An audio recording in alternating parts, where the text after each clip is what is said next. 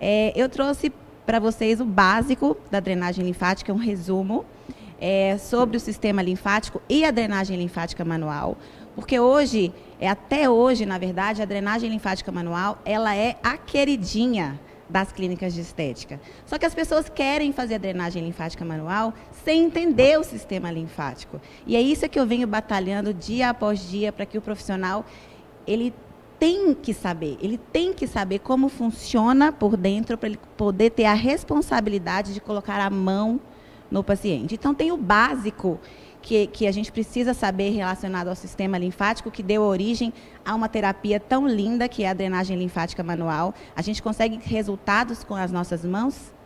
E aí você pode, você que vai comandar, você pode pedir os próximos. Tá bom, então pode pôr o próximo vídeo. Aqui eu trouxe uma representação do sistema linfático, mostrando para vocês como que funciona toda a rede. O sistema linfático é um sistema que possui múltiplas funções. A função que vocês mais conhecem é a de fazer o equilíbrio de líquidos do nosso corpo, o que entra e o que sai. As principais estruturas do sistema linfático são os vasos linfáticos, os linfonodos. Temos também os órgãos linfáticos e cada um tem a sua respectiva função dentro da anatomia, dentro da fisiologia. O sistema linfático, ele é uma rede complexa de vasos linfáticos que vão direcionando a linfa até que ela chegue aos ductos linfáticos. A gente tem os linfonodos, que são órgãos linfáticos, a gente tem mais ou menos de 600 a 700 linfonodos espalhados pelo nosso corpo. Eles têm uma função muito importante, que é de produzir linfócitos, que são as nossas células de defesa. Os linfócitos, que são as nossas células de defesa, estão presentes na corrente sanguínea e estão presentes no sistema linfático também. E eles têm uma função muito importante, que é de combater os agentes infecciosos, é de combater os agentes agressores, de tentar controlar uma infecção. Então, tudo isso envolve o sistema linfático e vai muito além de uma simples massagem. Existem regras que a gente tem que seguir, né, para fazer uma drenagem linfática. O sistema linfático, ele está diretamente ligado aos nossos sinais vitais. Eu não tenho como parar o sistema linfático. Se eu estou aqui me movimentando, se eu estou respirando, se meu coração está batendo, tudo isso que eu estou fazendo aqui está favorecendo o meu sistema linfático e a minha drenagem linfática fisiológica. Vamos passar, então, vamos ver como que funciona a drenagem linfática de acordo com os nossos sinais vitais? Vamos. Aqui a gente tem, então, representando a respiração. Toda vez que eu inspiro, eu provoco uma pressão negativa na cavidade abdominal, que funciona como uma força de sucção. É como se eu puxasse a linfa.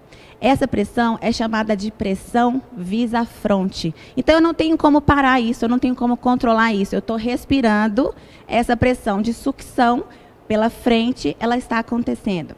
Vamos passar para o próximo. Aqui está representando as contrações musculares e os movimentos articulares. Todas as vezes que eu me movimento, os vasos linfáticos sofrem uma pressão ao lado. Essa pressão é chamada de pressão visa-láteri. E isso também facilita o caminho da linfa. Pode passar para o próximo. Aqui representando os nossos batimentos cardíacos. Toda vez que meu coração bate, que ejeta sangue... Só um minutinho. Agora sim. O sangue, ele vem como por trás do vaso linfático, como se ele fizesse uma força por trás, empurrando a linfa. Essa pressão é chamada de pressão vis-a-tergo. E ainda temos mais uma função, pode passar, que a gente faz sempre no nosso dia a dia, que é o alongamento. Toda vez que eu me alongo, eu provoco uma tração tissular.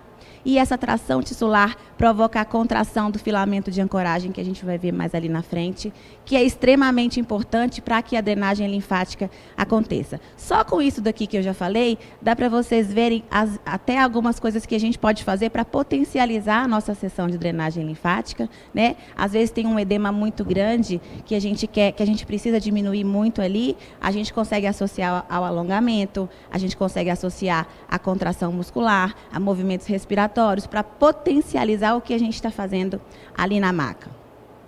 Pode passar. Qual, então, que é a sequência da drenagem linfática fisiológica? Onde que começa o sistema linfático? Pode passar. O sistema linfático começa com o vaso inicial.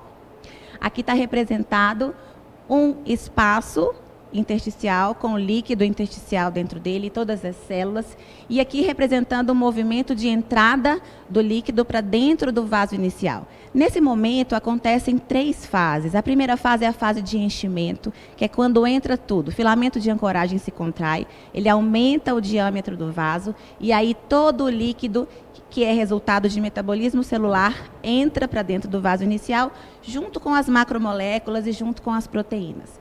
Quando o filamento de ancoragem ele relaxa e o diâmetro volta para o tamanho normal, uma parte desse líquido tende a sair, porque o vaso inicial não tem válvula, então não tem como impedir o refluxo de uma parte desse líquido.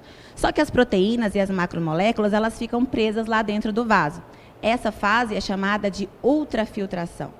E isso vai acontecendo simultaneamente o tempo inteiro, até que as pressões se igualam dentro e fora do vaso. E aí nada entra e nada sai. Essa terceira fase é chamada de fase de igual pressão.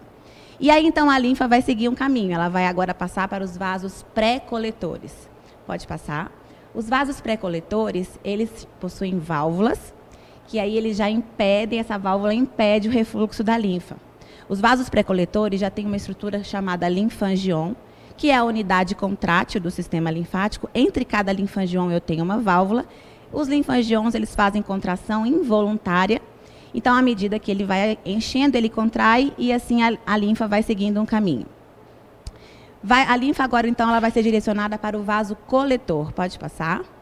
O vaso coletor, ele tem a mesma estrutura celular dos vasos pré-coletores, porém ele tem um calibre maior e ele segue o trajeto das veias, ele segue paralelo às veias, sempre seguindo o caminho da anatomia dos vasos linfáticos. Pode passar. E aí, então, a linfa vai chegar no linfonodo. Quando a linfa chega no linfonodo, aqui vão acontecer uma série de fatores também. Aqui a linfa vai ser filtrada, vão ser retirados os agentes agressores que vão ser destruídos através de um processo de defesa do nosso corpo.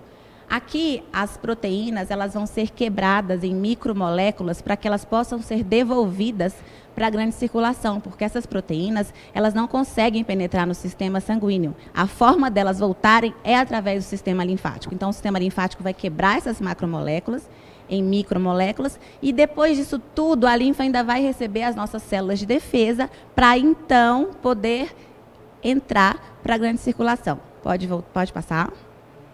Vão ser direcionadas, então, para os ductos linfáticos. Nós temos 2 ductos linfáticos. A gente tem o ducto linfático direito e nós temos o ducto torácico, que é o maior condutor linfático do nosso corpo. Cada um vai receber a linfa de regiões específicas que vão desembocar no ângulo júgulo subclávio, cada um do seu lado, quando a linfa entra para a grande circulação. Pode passar. E aí a gente tem umas regrinhas básicas que já foram comprovadas anos atrás pelos grandes mestres, pelos grandes nomes da drenagem linfática, que são: tem que ser leve. A gente tem que fazer uma pressão de até 40 milímetros de mercúrio. Aí as pessoas perguntam, mas como que eu vou saber isso? Pega um esfigmo de medir a pressão, põe no seu braço, insufla até 40. Você vai sentir essa pressão que você pode fazer. O vaso linfático, ele é um fio de cabelo. Se a gente aperta demais, se a gente faz uma torção, se eu faço uma pinça, ou eu fecho esse vaso linfático ou eu lesiono esse vaso linfático. O ritmo é lento. Os linfangions, que são as unidades contráteis do sistema linfático, eles se contraem de 6 a 7 vezes por minuto. Compara com o batimento cardíaco de repouso, de 60 a 80 batimentos por minuto. O linfangion contrai de 6 a 7 vezes por minuto. É muito lento. Então, o nosso movimento tem que seguir esse esquema dos linfangions, tem que ser lento. Qual que é o sentido da drenagem? Sempre no sentido do coração, sentido o caminho dos vasos linfáticos, porque esse líquido que vai voltar para a corrente sanguínea, ele vai para o coração. Então, a gente tem que seguir sempre esse caminho. E, por último, por fim, precisamos fazer a tração tissular. É através da tração tissular que eu vou conseguir aumentar o diâmetro do vaso para que o líquido e que as proteínas entrem também. Então, isso aqui são algumas das regrinhas básicas que eu trouxe aqui para vocês hoje. E para pedir para que vocês estudem e que repensem se o que vocês estão fazendo mesmo é drenagem linfática, porque faz parte de uma terapia manual, mas não pode ser feita de qualquer maneira, não pode ser feita qualquer manobra. Existem sim, existe um jeito correto de fazer e a gente precisa estudar muito para conseguir honrar os grandes nomes de quem descobriu a drenagem linfática. Então é isso. Meu Deus do céu, eu vou ter que levantar. Obrigada. Gente, impressionante. Só um pouquinho. Muito obrigada, meu anjo. Obrigada de coração. Vocês são demais.